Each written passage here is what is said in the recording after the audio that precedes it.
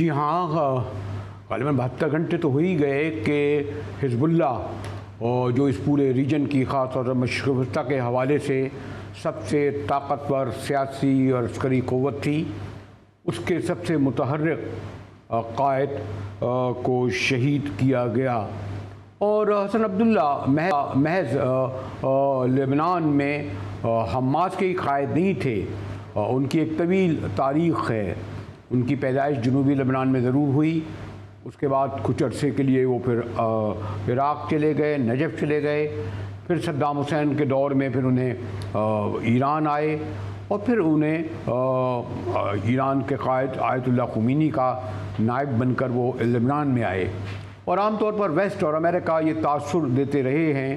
اور ابھی بھی دیتے ہیں کہ وہ ایک دہشت گرد تھے، حالانکہ جنہوں نے ایک طالب علم کی حیثیت سے اس پورے ریجن کی خاص طور پر لبنان اور حزب اللہ کی تاریخ دیکھی ہو تو حزب اللہ ایک پولیٹیکل تنظیم ہے، سیاسی قوت ہے۔ ہاں، اس کا ایک عسکری ونگ بھی ہے، اور عسکری ونگ اس کا سبب وہ فلسطین کے ساتھ ہونے والی اسرائیلی بربریت ہے، جس کے رد عمل میں حزب اللہ ایک طاقتور تنظیم کی حیثیت سے ابھری۔ تاریخ میں نہیں جاؤں گا کہ لبنان کس طرح ایک پوری دہائیوں تک خانہ جنگی کا شکار رہا، مذہبی خانہ جنگی کا شکار رہا، لیکن بہرحال بیروت جو دنیا کا خوبصورت ترین شہر ہوتا تھا، ساری دنیا کے سیاح آتے تھے، کس طرح وہ خانہ جنگی کے ساتھ برباد ہوا۔ لیکن اب ایک حد تک وہاں پر اس حد تک امن تھا کہ حزب اللہ کو بھی ایک پولیٹیکل فورس کی حیثیت سے تسلیم کیا گیا۔ پارلیمان میں بھی ان کے نمائندے تھے، لیکن جیسے میں نے کہا کہ اس کی عسکری قوت جو تھی وہ سب سے بڑی طاقت بن گئی فلسطین کی پشت پر، کیونکہ عرب ممالک چاہے وہ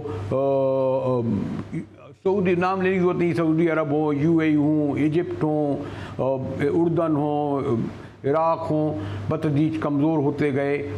لیکن میں نے کہا کہ سب سے بڑا اسرائیل اور کے لیے ہی نہیں، امریکہ کے لیے بھی، بلکہ پورے ویسٹ کے لیے حزب اللہ کے شہید قائد ایک بہت بڑا جو ہے خطرہ تھے، کیونکہ ان کی عسکری قوت کوئی 50,000 سے زیادہ کہتے ہیں کہ ان کے جنگجو سپاہی تھے، ان کی ونگز تھے، تنظیمیں تھیں، ان کے بڑے آرگنائز قسم کے کیڈر تھے، تو یہ ایک بہت بڑا نقصان ہے۔ لیکن حزب اللہ کا جو بھی قائد ہوتا ہے، چاہے اس سے پہلے آپ نے دیکھا کہ اسماعیل ہانی کا ایران میں شہادت ہوئی، اور حزب اللہ نے بھی کچھ دن پہلے ایک اسٹریٹجی کے لیے ایک حکمت عملی کی اختیار کرتے ہوئے یہ کہا تھا کہ ہم اسرائیل کو جنوبی لبنان میں کھینچ کر لانا چاہتے ہیں، جنگ کو وسیع دیکھنا چاہتے ہیں، کیونکہ ایک تاریخی موقع ہوگا، کیونکہ انہیں علم ہے اور ساری دنیا کو علم ہے کہ اسرائیل میزائل کے ذریعے تو لڑ سکتا ہے، عسکری اور وہ بھی امریکہ کے دیے ہوئے جدید ہتھیار سے لڑتا ہے، لیکن اگر دو بدو جنگ ہو، زمینی جنگ ہو، تو وہ مقابلہ نہیں کر سکتا۔ بہرحال وہ اس میں کامیاب تو نہیں ہو سکے، شہید ہو گئے۔ اور ہر حزب اللہ کا قائد جو ہوتا ہے وہ اسے علم ہوتا ہے کہ سوری ٹو سے ہمارا بھی بلیو ہے کہ اس کی شہادت ہونی ہے۔ اب نعیم قاسم نے یہ منصب سنبھالا ہے اس حزب اللہ کے قائد کی حیثیت سے، لیکن بہرحال 3 دہائی تک انہوں نے جس طرح اس تنظیم کو مشرق وسطیٰ میں کھڑا کیا ایک مزاحمتی کی حیثیت سے، وہ میں نے کہا نا ایک بہت بڑی قوت عرب ممالک میں مزاحمتی تحریک کی نمائندہ ہے۔ ہمارے ساتھ پاکستان میں ایران کے سفیر ڈاکٹر رضا امیری ہیں، اور ایران وہ ملک ہے جو ابھی تک پورے عرب ممالک کو ایک طرف رکھیں لیکن اسرائیل اور امریکہ کے خلاف ڈٹا ہوا ہے، اور یہ بھی اور اس لیے کہ یہ واحد قوت ہے، صرف عوامی حیثیت سے نہیں، عسکری طور پر بھی۔ شکریہ ڈاکٹر رضا امیری صاحب، مجھے دوسری بار آپ سے ملاقات کا شرف حاصل ہو رہا ہے، اور پہلی بار آپ کے سفارت خانے آیا تھا، اور اس سے پہلے ہمارے آپ کے جو پرائم منسٹر تھے ان کی جس طرح انتقال ہوا حادثے میں، اس کے بعد پھر ہم نے بڑی تفصیلی گفتگو کی، اور اس وقت عالم اسلام، مشرق وسطیٰ اور ایران ایک کڑے امتحان سے گزر رہا ہے، اور حزب اللہ کے سب سے بڑے لیڈر کو جس طرح شہید کیا گیا، آپ نے دیکھا کہ وہ یمن اور پھر لبنان اور اس کی لپیٹ میں آ گئے، اور ایک تاثر یہ ہے کہ ایران کی طرف بھی وہ بڑھے گا، گو کہ زمینی طور پر ایران نہیں، لیکن آپ کو علم ہے کہ زیادہ لڑائی تو اس وقت فضائی ہوتی ہے، ہوائی ہوتی ہے۔ جی ہز ایکسیلنسی۔ سب سے پہلے تو میں حزب اللہ کے قائد کی شہادت پر اظہار تعزیت کرتا ہوں۔ 7 اکتوبر کو اسرائیل نے فلسطین پر حملہ کیا اور اسے بڑی جنگ میں تبدیل کر دیا۔ حزب اللہ فلسطین کی حمایت میں آیا، جس کے سبب اسرائیل اس کا دشمن نمبر 1 بنا۔ ایران اور حزب اللہ یہ نہیں چاہتے کہ جنگ وسیع ہو۔ دیکھیں، یہ امریکہ اور اسرائیل ہیں جو جنگ چاہتے ہیں۔ وہ اسپتالوں کو نشانہ بنا رہے ہیں، اسکولوں کو نشانہ بنا رہے ہیں۔ ایک رہنما کو شہید کرنے کے لیے وہ 85 ٹن بارودی مواد کا استعمال کرتے ہیں۔ پہلی بار امریکہ نے بنکر بسٹر بم اسرائیل کو دیے ہیں۔ ان کا مقصد یہ ہے کہ اس جنگ کو پھیلایا جائے۔ جی آپ نے درست فرمایا، لیکن آپ نے یہ بھی دیکھا ہوگا کہ جس وقت شہید حسن نصر اللہ کی شہادت ہوئی اور اس وقت UN کا اجلاس ہو رہا تھا،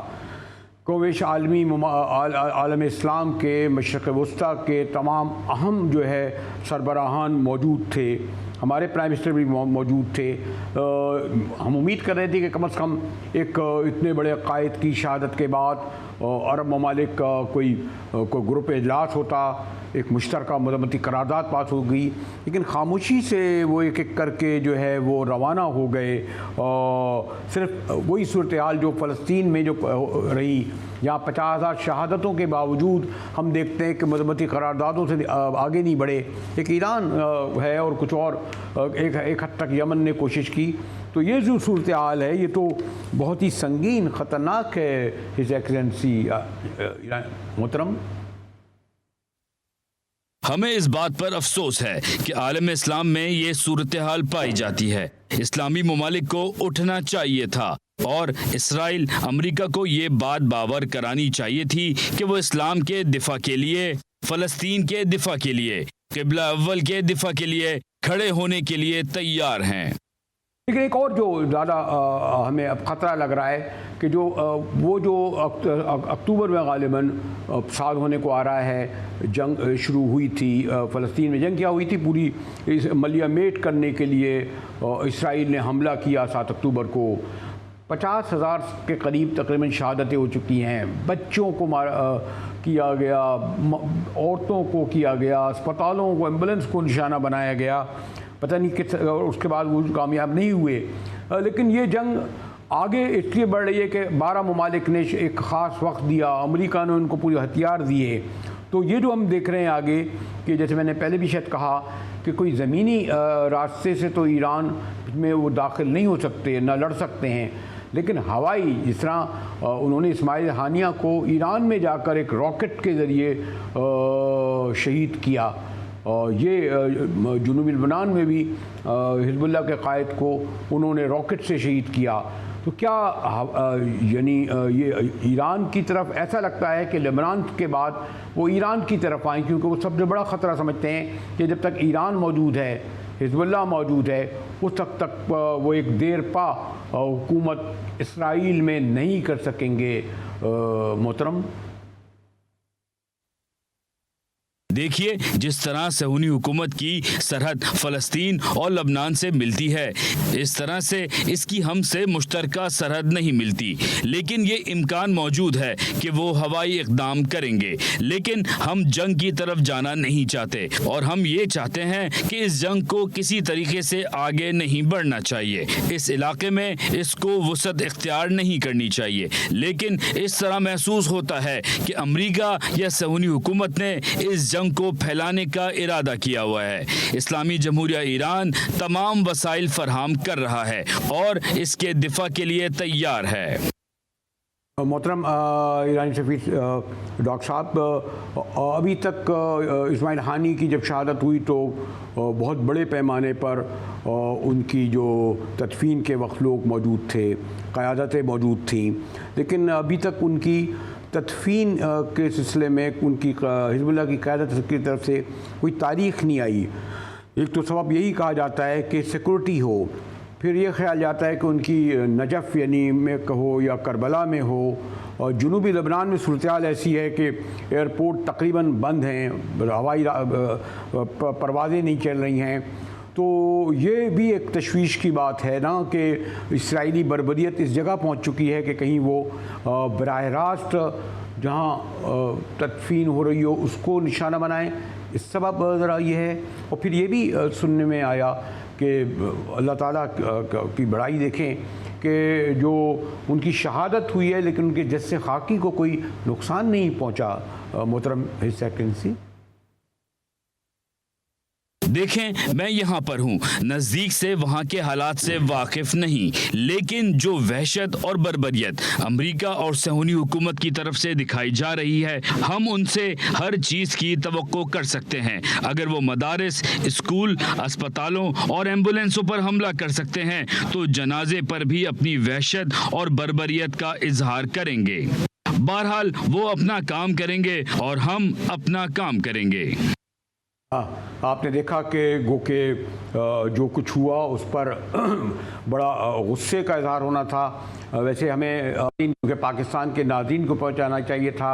عام طور پر نہیں، بلکہ جو ایرانی قیادت ہے وہ فارسی زبان میں ہی گفتگو کرتی ہے. جب میرا پچھلی بار ہوا تو ایک مترجم موجود تھے، تو ہم نے سوچا کہ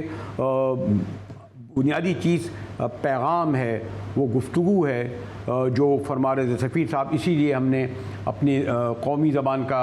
سہارا لیا تاکہ یہاں سب کانٹیننٹ میں یا ساری دنیا میں جو اردو بولتے ہیں وہ ایرانی سفیر کے اس رد عمل کے ذریعے ایران کے جو مستقبل کے عزائم ہیں اس کو سمجھیں. گفتگو بھی اسی حوالے سے جاری رہے گی. ہمارے ساتھ رہیے گا. ملتے ہیں ایک وقفے کے بعد.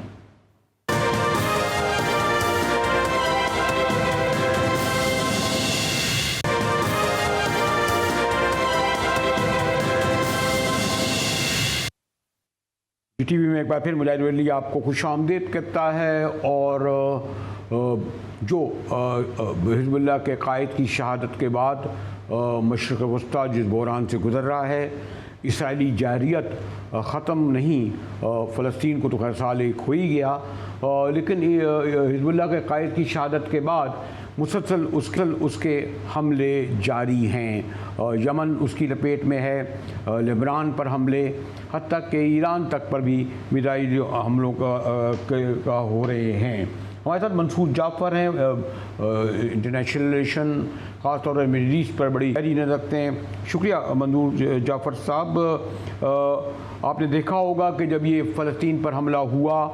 تو عرب ورلڈ کی بے حسی، اور اسی سبب آپ نے دیکھا کہ یہاں تک بات نہیں رکی فلسطین تک یا شہادت تک حزب اللہ کے قائد کی، بلکہ اب لبنان اور یمن تک پہ حملہ آور ہوئے ہیں. اور پھر کیوں نہ ایران کی طرف نہ بڑھ جائیں. جی بہت شکریہ جی. جہاں تک آپ یعنی میں سمجھوں گا کو فیوچر کے منظرنامے کے حوالے سے خدشات ہیں، یہ خطے کی جو اپنے آپ کو سپر پاورز کہتے ہیں اسرائیل اور اس کے سرپرست امریکہ، یہ ان کی آج کی خواہش نہیں ہے. یہ پچھلے 75 برس سے یہی کام اسی میں لگے ہوئے ہیں کہ فلسطینیوں کو پہلے ان کے دیش سے انہوں نے زبردستی نکالا، ان پر تشدد، ان پر یہی ظلم و مظالم. پھر اس کے بعد جب انہوں نے اپنی سرزمین کے ساتھ اپنی وابستگی جو ہے وہ بیونڈ اینی ڈاؤٹ برقرار رکھی، تو انہوں نے اس نوعیت کی آپ کہہ لیجیے جو عالمی سازشیں ہیں ان کے خلاف شروع کر دی. لیکن اس کے ساتھ ساتھ میں سمجھتا ہوں فلسطینیوں کو بھی اپنا مشن سٹیٹمنٹ جو ہے وہ اچھی طرح یاد تھا. انہوں نے اپنے اس مشن سٹیٹمنٹ کے ساتھ پوری ایڈہیرنس شو کی ہے. اور ابھی آپ دیکھیے کہ اس ایک برس مکمل ہونے کو ہے 7 اکتوبر کو، لیکن اس کے باوجود، اور کتنا بڑا جانی نقصان اور کتنا بڑا وہاں پہ مادی نقصان ہو چکا ہے، لیکن اس کے باوجود فلسطینی جو ہیں وہ اسرائیل کی کسی قسم کی ڈیمانڈ کے سامنے گیو ان کرنے کے لیے تیار نہیں ہے. وہ نہ تو ان کا ٹرانسفر کا پروجیکٹ جس میں ان کو اردن کی طرف ہجرت کے لیے آمادہ کیا جا رہا ہے، نہ انہیں صحرائے سینا میں بسانے کے حوالے سے اسرائیل جو ہے وہ آمادگی پر آمادہ کر سکا ہے، اور نہ ہی جن شرائط پہ یا جن مقاصد کے لیے یہ طوفان الاقصی نامی آپریشن کیا گیا تھا، اس کے بعد جو بھی مطالبات یہودی حکومت کے یا اسرائیلی حکومت کے تھے، ان میں سے کوئی بھی مطالبہ جو ہے وہ ابھی تک مکمل نہیں ہو سکا، پورا نہیں ہو سکا. اور اسرائیل نے اس جنگ کو اتنا طول اسی لیے دیا کہ وہ یہ چاہ رہا تھا کہ وہ کم از کم اپنے یرغمالیوں کی رہائی کو یقینی بنا سکے، اور اسی کے ساتھ ساتھ جو ان کی غزہ کی سرحد کے ساتھ یہودی بستیاں ہیں لیکن اس کو وہ پروٹیکٹ کر سکے. منصور جعفر صاحب، یہ کوئی معمولی بات تو نہیں. 1 سال بعد بھی فلسطین پر اسرائیلی حملے جاری ہیں. 50,000 شہادتیں کچھ کم ہوتی ہیں، جن میں اکثریت معصوم بچوں کی ہے، عورتوں کی ہے، اور اس میں عالم اسلام یا سو کالڈ عرب ورلڈ کی دیکھیں، بے حسی کو دیکھیں. اسی لیے ان کے حوصلے بڑھے نا. آپ کہتے ہیں کہ فلسطینیوں نے ایک حکمت عملی کے طریقے سے اسے روکا. کہاں روکا؟ اس سے بڑی کوئی شہادتیں ہوئی؟ میرے خیال میں تو سیکنڈ ورلڈ وار کے بعد شاید یہ اتنی بڑی شہادتیں ہوئی ہوں. اور اسی لیے ان کی جرأت اور ہمت دیکھیں. اور بہرحال اس کے پیچھے امریکن اور ویسٹرن کنٹریز ہیں کہ وہ جنوبی لبنان کی طرف بڑھیں، لبنان کی طرف بڑھیں، یمن کی طرف انہوں نے پیش قدمی کی ہے. اور اس بات کا خطرہ لاحق ہے کہ زمینی نہیں، جیسے میں نے پہلے ہی شاید کہا ہو کہ ایران پر بھی وہ جب اسماعیل ہانی کو راکٹ میزائل کے ذریعے نشانہ بنا سکتے ہیں تو ایران بھی ان کی زد میں آ سکتا ہے. منصور جعفر صاحب جی، اس میں کوئی شک نہیں. آپ نے ابھی یہ دونوں ڈیسٹینیشن کی طرف اشارہ کیا. خاص طور پہ ابھی ریسنٹلی اسرائیل نے یمن میں جو ہے وہاں پہ انصار اللہ یعنی حوثیوں کے کچھ ٹھکانوں کو نشانہ بنایا ہے، ان کے کچھ اہداف کو نشانہ بنایا ہے. تو آپ سوچ سکتے ہیں کہ 1800 کلومیٹر دور بیٹھ کے اسرائیل نے یہ کارروائی جو اپنے جیٹ فائٹرز بھیج کر کی ہے، تو وہ جیٹ فائٹر جو ہیں وہ کن کن ممالک کی ایئر سپیس سے گزر کے گئے ہیں. میرا خیال ہے کہ ہماری آزاد صحافت اور انویسٹیگیٹو صحافت کا یہ طرح امتیاز ہونا چاہیے کہ وہ کم از کم ان ملکوں کا میپ جو ہے وہ ضرور دکھائیں، اور وہ روٹ ضرور دکھائیں کسی نہ کسی ٹریفک ریڈار سے لیتے ہوئے کہ ان ممالک سے پرواز کر کے جو ہیں وہ اسرائیل کے طیارے یمن میں بمباری کے لیے گئے ہیں. اور اسی طریقے سے جس طریقے سے آپ نے اشارہ کیا اسماعیل ہنیہ صاحب کی شہادت کا، تو اس کے ڈانڈے بھی میں سمجھتا ہوں اسی طرح کسی نہ کسی سازش کے ساتھ جو ہے وہ ملتے ہوں گے، اور اس میں بھی کوئی نہ کوئی ہمسایہ، کوئی نہ کوئی برادر یا برادر یوسف جو ہے وہی انوالو ہوگا. اگر میں آپ سے کنکلوڈنگ سوال یہ کروں منصور جعفر صاحب کہ آپ کو یاد ہوگا کہ یہ جنگ اس وقت چھڑی جب یعنی بڑی تیزی سے ہمارے عرب ممالک سفارتی اور تجارتی تعلقات قائم کر رہے تھے اسرائیل سے. یو اے ای میں تو کچھ لوگ کہہ رہے تھے کہ اتنے یہودی نظر آنے لگے شاید اس میں اتنے عربی نظر نہ آ رہے ہوں. پھر یو اے ای یقیناً آپ کو بھی مجھ سے زیادہ علم ہے کہ سعودی عرب کے بغیر نہیں کر سکتا تھا. جارڈن سے بھی ان کے تعلقات ہیں. بیشتر ممالک اسرائیل کو تسلیم کر چکے ہیں، تجارتی راستے کھل رہے ہیں، ان کے سفارتی تعلقات ہونے والے تھے. یہ تو فلسطینی جنگ نے روک دیا. لیکن پھر بھی دیکھیں اتنا بڑا ایک ثانیہ ہوا اور یہ اس سے بڑا ثانیہ ہوا، لیکن اس میں ابھی تک آپ نے دیکھا کہ مذمتی بیانوں کی حد تک یہ ہمارے عرب ممالک خاص طور پر جہاں بادشاہیں ہیں امریکہ کی ناراضگی کے متحمل نہیں ہو سکتے. اسی لیے ابھی بھی وہ عملاً اس میں خاموش رہے ہیں. اور ایک غالباً آخری ملک ایرانی ہی رہتا ہے، اور حزب اللہ تو خیر ایک پولیٹیکل فورس ہے، ملک نہیں ہے، بہرحال ریاست نہیں ہے. تو اس لیے یہ لگ رہا ہے کہ یہ جو یہ باتیں کرنا تو اچھی بات ہے کہ نہیں ہم لڑتے رہیں گے، شہادتیں دیتے رہیں گے. ایک چھوٹا سا ملک پورے مشرق وسطیٰ میں اتنا بڑا جو ہے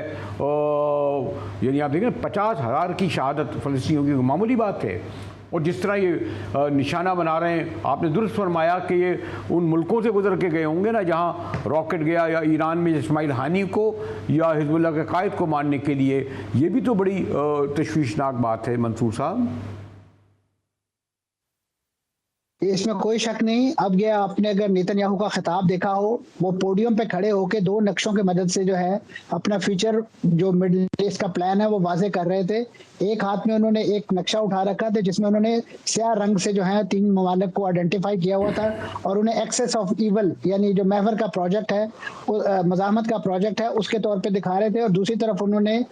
ایک بلیسنگ کے نام سے، بلیسنگ کے عنوان سے ایک سبز لکیر جو ہے وہ ایک مخصوص عرب ملک سے کھینچتے ہوئے وہ مختلف گلف کنٹری سے ہوتے ہوئے اپنے ملک میں لا رہے تھے، اور اس کے بعد اس کی وضاحت کرتے ہوئے فرما رہے تھے کہ اب جو ہے یہاں سے فائبر آپٹک گزرے گی، یہاں سے ٹرین گزرے گی، یہاں سے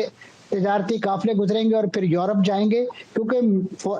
اسرائیل جو ہے وہ فوجی طاقت کے ذریعے ان ملکوں کو فتح کرنے میں ناکام رہا ہے، اور خاص طور پہ اس کی راہ میں سب سے بڑا مزاحم طوفان اقصیٰ بنا۔ تو اب انہوں نے ایک نیا لالی پاپ جو ہے اکنامک پراسپیرٹی کا، کیونکہ اب پورا خطہ جو ہے وہ تیل کی جو دولت ہے، جو معدنیات کی دولت ہے، اس کے سوتے خشک ہوتے جا رہے ہیں، تو لہذا لوگ متبادل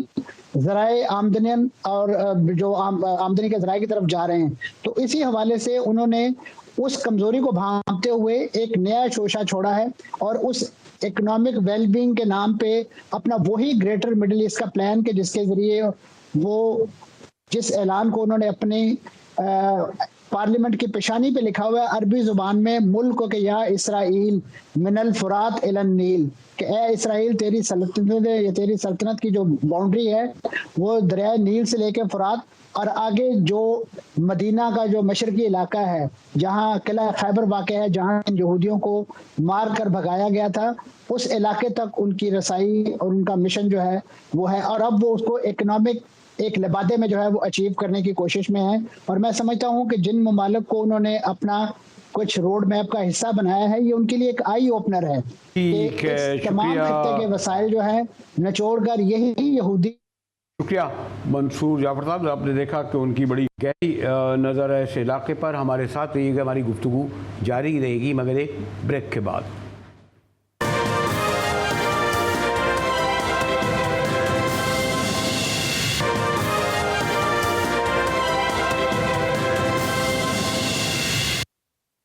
ٹی وی میں ایک بار پھر مجاہد ویلوی آپ کو خوش آمدید کہتا ہے۔ جسے میں نے کہا کہ یہ صرف حزب اللہ کے قائد کی شہادت نہیں بلکہ اتنا بڑا سانحہ ہے۔ فلسطین میں جو سال بھر پہلے اسرائیلی جارحیت ہوئی، 50,000 سے شہادتیں ہوئیں، اس کے بعد غالباً یہ دوسرا بڑا ایسا سانحہ ہے جس نے عرب ورلڈ کو نہیں ساری دنیا کو ہلا کر رکھ دیا ہے۔ ہمارے ساتھ نثار سید صاحب ہیں اینالسٹ ہیں، بڑی گہری نظر رکھتے ہیں۔ نثار صاحب شکریہ، آپ نے وقت نکالا۔ نثار صاحب، آپ کیا حزب اللہ کے قائد کی شہادت کے بعد مشرق وسطیٰ میں خاص طور پر مستقبل کا منظرنامہ دیکھ رہے ہیں؟ جی، یہ اسرائیل کی بہت بڑی کامیابی ہے جس میں انہوں نے سید حسن نصر اللہ کو نشانہ بنایا، اور اس کے ساتھ ساتھ اسرائیل نے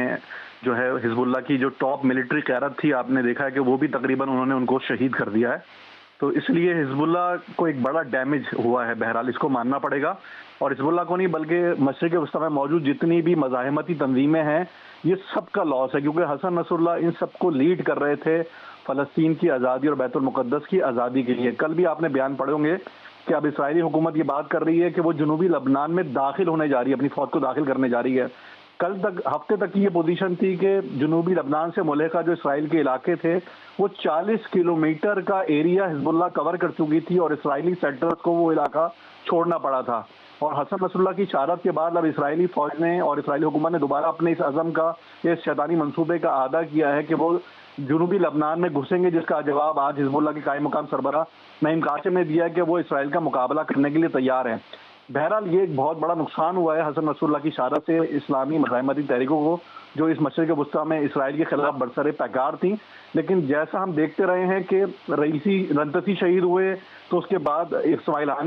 ہانیہ شہید ہوئے تو یحییٰ سنوار آئے، اسی طرح عباس موسوی شہید ہوئے تو حسن نصر اللہ آئے۔ تو اس اسلامی مزاحمتی تحریکوں کو لیڈرشپ کے جانے سے ضرور ایک ظاہری نقصان تو پہنچتا ہے، لیکن ان کی قیادتیں آتی جاتی رہتی ہیں کیونکہ وہ آئیڈیولوجیکل بیسڈ ہیں، وہ لیڈرشپ ڈیپینڈنٹ نہیں ہیں۔ تو اس لیے ہمیں بھی لگتا ہے کہ اگر حزب اللہ کی نئی قیادت چاہے ہاشم صفی نثار صاحب، لیکن ایک ابھی میں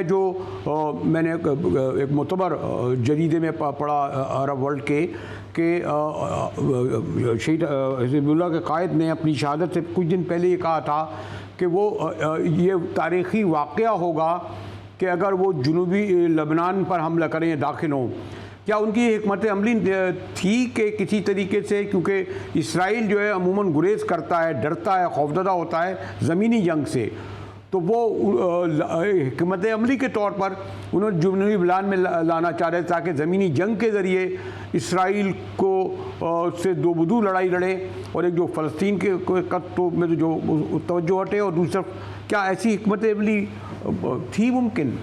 جی مشکل لگتا ہے کہ حزب اللہ یہ چاہے کہ اسرائیل ان کی زمین پہ دوبارہ واپس آئے، جس کو انہوں نے 1999 اور 2006 میں بازیاب کرایا ہو، اور حزب اللہ اس لیے بڑے لانگ رینج میزائل سے اسرائیل پہ حملہ کر رہی تھی۔ یہ جو حزب اللہ ہے یہ 99 یا 2006 کی حزب اللہ نہیں ہے، بلکہ یہ بہت زیادہ اکوپڈ اور بہت زیادہ اسکلڈ فوج ہے ان کے پاس۔ ان کی آپ دیکھیں تمام لیڈرشپ مار بھی دی گئی ہے، جو 8 ایئر کی لیڈرشپ تھی، جہادی لیڈرشپ ان کی، اس کے باوجود بھی ان کے جو اسرائیل پہ حملوں کی تعداد میں اور اس کی طاقت میں کمی نہیں آئی ہے۔ تو ہمیں یہ سمجھنا چاہیے کہ اسرائیل کا منصوبہ ہے کہ وہ سمجھتا ہے کہ حسن نصر اللہ کے مارے جانے کے بعد اسرائیل جنوبی لبنان میں دوبارہ گھس سکے گا، اور وہ مقبوضہ علاقے جو اس نے خالی کیے تھے حزب اللہ کے ہاتھوں شکست کے بعد وہ دوبارہ ان پہ قبضہ کر سکے گا۔ یہ ایک بڑا امتحان ہے اسرائیلی فوج کے لیے بھی، اور حزب اللہ کی طاقت کا اس میں اظہار بھی ہوتا نظر آئے گا دوبارہ آپ کو، کیونکہ یہ جو فورسز ہیں چاہے وہ حماس کی صورت میں ہو یا حزب اللہ کی صورت میں، یہ گوریلا وار کے ایکسپرٹس ہیں، جس کا مقابلہ اسرائیل کے لیے کرنا بہرحال مشکل ہوگا کہ اگر اس نے یہ غلطی کری کہ وہ جنوبی لبنان میں گھسے اور حزب اللہ کے ساتھ زمینی فوج کے طور پہ لڑنے کی کوشش کرے گا۔ تو لیکن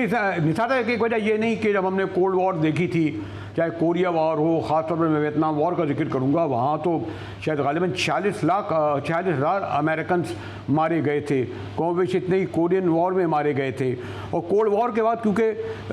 امریکہ تنہا سپر پاور ہو گیا، اب جو بھی وہاں مزاحمتی تحریک چل رہی ہیں مشرق وسطیٰ میں، حزب اللہ تو ٹھیک ہے، یا پھر ایران ہے، لیکن ایران کے پشت پر ہمیں اس طرح سوویت یونین اور چائنا نظر نہیں آتے، نہ اس طرح کی وہ سپر پاور رہے ہیں۔ شاید یہ سبب نہیں کہ اسرائیل اور امریکہ کے حوصلے اتنے بڑھ رہے ہیں؟ میرا خیال ہے کہ امریکہ کی پشت پناہی کے بعد اسرائیل اپنی فائنل وار کی طرف گیا ہوا ہے، یعنی اس نے جو حسن نصر اللہ کو ایلیمینیٹ کیا ہے، ان کو جو شہید کیا ہے، اور اس طرح جو ان کی ٹاپ ہرارکی کو شہید کیا ہے، تو اسرائیل ڈو اینڈ ڈائی کے اوپر اس وقت لڑ رہا ہے۔ آپ دیکھیں کہ اس کی جو کریڈٹ ریٹنگز ہیں، اس کی جو بزنس ہے، اس کی جو فائنینشیلز ہیں، وہ تقریباً $22 بلین کے لاس پہ کھڑے ہوئے ہیں۔ اسرائیل کی اکانومی اس وقت سسٹینیبل اکانومی نہیں ہے۔ تل ابیب میں آپ کو اسرائیلیوں کی جانب سے ہر دوسرے دن ایک بڑا مظاہرہ دیکھا جاتا ہے، جو بولتے ہیں جنگ بند کرو، اور نیتن یاہو کہتے ہیں کہ وہ استعفیٰ دو۔ تو اسرائیل اس وقت انٹرنل کرائسس کا بھی شکار ہے، اور دوسری بات اگر ہم سمجھتے ہیں کہ رشیا اور چائنا زیادہ بڑھ کر ایران کی حمایت کریں گے یا ان مزاحمتی تحریکوں کی، تو یہ مشکل نظر آتا ہے کہ کوئی دوسرے کے لیے اپنے آپ کو کسی بڑے بحران میں ڈالتا ہوا دکھائی نہیں دے گا۔ البتہ سفارتی محاذ پہ ہم دیکھ سکتے ہیں کہ چائنا، رشیا، ایران کی اور ان مزاحمتی تنظیموں کی مسلسل حمایت کرتے ہوئے دکھائی دیتے ہیں، لیکن وہ کنونشنل وار یا آپ کسی اور وار کی صورت میں ان کے ساتھ کھڑے ہوتے ہوئے دکھائی نہیں دیں گے۔ اس لیے ان کی شمولیت مشکل ہے۔ البتہ اسرائیل کے پیچھے امریکہ، برطانیہ، یہ ممالک ضرور شامل رہیں گے، کیونکہ اگر اسرائیل اس ریجن سے ایلیمینیٹ ہوتا ہے تو اس ریجن میں امریکہ کا، برطانیہ کا اسٹیک مکمل طور پہ ختم ہو جائے گا، اور آپ کو پتہ ہے یہ گولڈ اکانومی ہے مڈل ایسٹ، جس کو امریکہ کسی صورت بھی چھوڑنے کے لیے تیار نہیں ہے۔ شکریہ نثار سید صاحب، اور میں نے آپ سے دیکھا کہ آج ہم نے کہ جو اتنا بڑا سانحہ واقعہ ہوا حزب اللہ کے قائد کی شہادت کا 3واں دن ہے، اور میں اب یہ دیکھیں کہ ابھی تک تدفین ان کی نہیں ہو سکی ہے، اور اس کا سبب سیکورٹی ہی بتایا جاتا ہے کہ جب وہ ایمبولنس کو، اسپتال کو نہیں چھوڑتے تو کہیں وہ ان کے جنازے کو بھی نشانہ نہ بنائیں۔ بہت سنگین صورتحال ہے، مشرق وسطیٰ میں ایک بڑی جنگ کا خطرہ تو ہے، لیکن اس وقت تو ایسا لگتا ہے کہ اسرائیل اور اس کے پشت پناہ امریکہ کو کوئی روک لینے والا نہیں۔ ایران بھی ایک حد تک جا رہا ہے، جا سکے گا۔ اسی کے ساتھ ہی GTV سے مجاہد بیری کو اجازت دیجیے۔